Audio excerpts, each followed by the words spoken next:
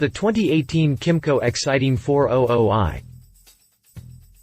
The Kwang Yang Motor Company doggedly pursues its share of the rather limited American scooter market with its new 2018 Xciting 400i ABS that replaced the 500 from 2017.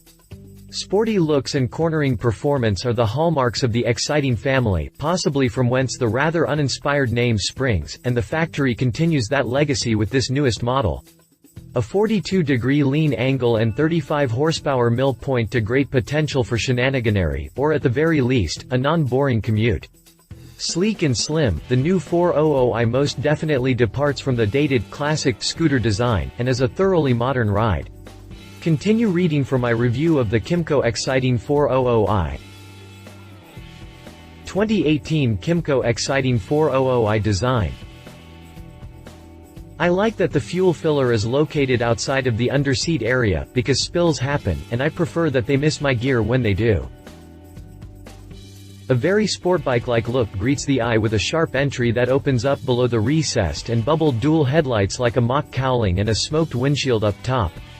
Integrating the turn signals into the mirrors was a good hit in my book. Anything has to be better than whisker lights, am I right? This gives the 400i a very clean front end with a modern look that I expect will appeal to the younger buyers. Moving aft, a tunnel interrupts the step-through and displaces the between-feet storage, but it still gives the rider a bit of a break when mounting. The pockets behind the legguard leave room to tuck in your stems out of the weather, and there seems to be plenty of room between the rise to the pillion and the front of the foot space even for relatively tall riders, though the tallest will likely get some knee-to-dashboard interference sooner or later. Flip-out foot pegs and JC handles provide some security for the passenger, but I'm afeared that the ramp-like pilot lumbar support may force rider and passenger apart a bit for a less intimate ride. The seat flips up to expose just over 11 gallons of lighted dry storage, barely enough for a single brain bucket, but it's convenient, and the glove box in the inner fairing provides a place to store your mobile devices with a 12-volt power source so you can charge up said gizmos on the go. Personally, I like that the fuel filler falls outside of the underseat area, because spills happen, and I prefer that they miss my gear when they do.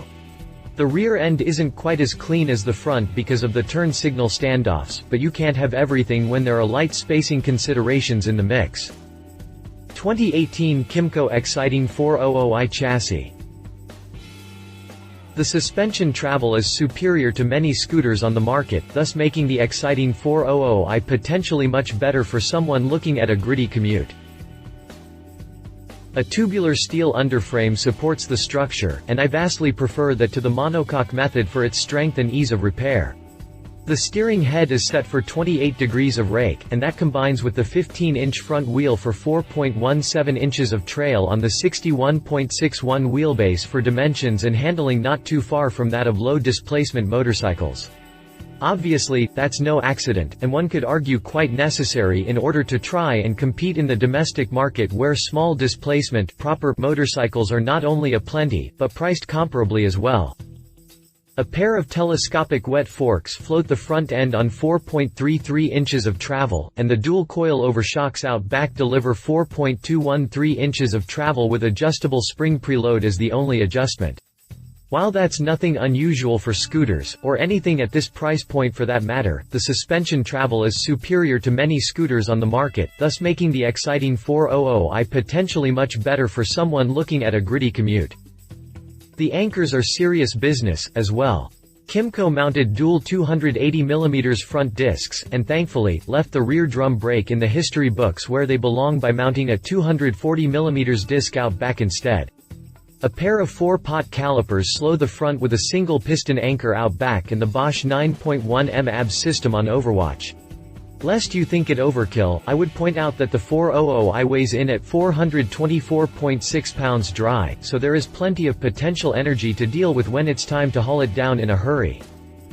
2018 KYMCO Xciting 400i drivetrain.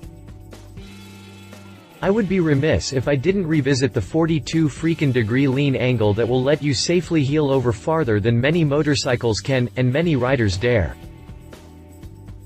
Yep, it's a scooter, so right off the bat you know it's going to run a swing-mount drive system that uses the engine and transmission as a stressed member that replaces the traditional swing arm. Bore and stroke measure out at 84 mm and 72 mm respectively, and that gives us a total displacement of 399 cc.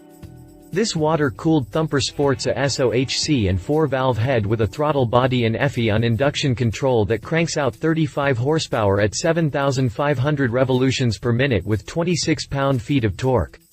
The torque comes on at 6 grand, and even though the power isn't exactly what you would call punchy, it does build consistently through the range, and it's plenty for making safe passes.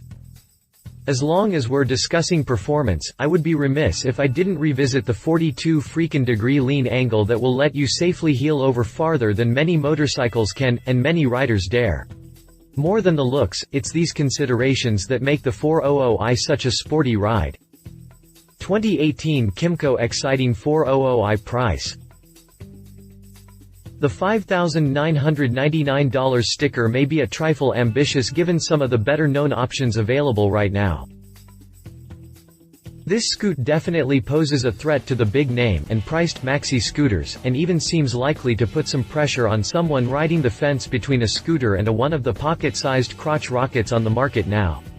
Still, the $5,999 sticker may be a trifle ambitious given some of the better-known options available right now. 2018 KYMCO Xciting 400i competitors. The front wheels are ample at 15 inches big, and I submit that's important to the handling and safety. KYMCO's Xciting 400i ABS has its work cut out for it against some serious competition, not the least of which is the new for 2018 Bergman 400 ABS from Suzuki. While the Bergman isn't quite as sporty as the Xciting, it definitely looks like it just got back from fat camp with a slimmer body style. In spite of that, the Bergman retains much of its office worker flair that seems to try to appeal specifically to the young urban professional crowd. Both sport tallish, vented windscreens to supplement the front fairing and leggard, and are very similar in design from the inner fairing on back. Suzuki approached the chassis in much the same way as well, with dual 260mm discs up front and a 210mm disc out back with ABS protection, as well, but it does fall short in brake diameters as well as surrendering an inch to the Xciting with a 13-inch rear wheel. Still, the front wheels are equal at 15 inches big, and I submit that's more important to the handling and safety. Power plants are also pretty comparable at 399 cc, but the Bergman mill cranks out 30.5 ponies against the claimed 35 horsepower from the Xciting to give KYMCO a slight edge, but don't expect that difference to register on the Heine dyno very strongly, if at all. Now for KYMCO's biggest advantage, price. At $5,999, the Xciting 400i ABS is mighty attractive when compared against the $8,099 tag on the Bergman. True, name power counts for something, but given that we're still talking about scooters, that's a big difference.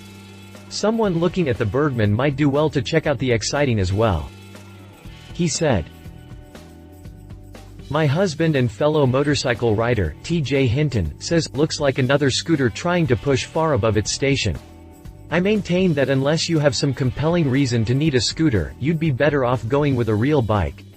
If it's all about the automatic transmission for you, I invite you to check out Honda's DCT transmission it uses on a variety of bikes starting around 700 cc. She said. If there's one thing to say about this scooter, it's that the brakes are awesome. There is no wanting for stopping power. Instrumentation is basic, but the essentials are there. Acceleration is snappy enough and handling is really quite remarkable. You could almost forget that you're on a scooter and not on a sport bike. The seat was fine for me, comfortable enough for a decent trip without aches and pains at the end, but I wonder if tall folks are going to be a little cramped without the ability to push themselves back in the seat. Specifications. References. See our review of the Suzuki Bergman 400. If you liked this video, please share your thoughts in the comments below and don't forget to hit the subscribe button.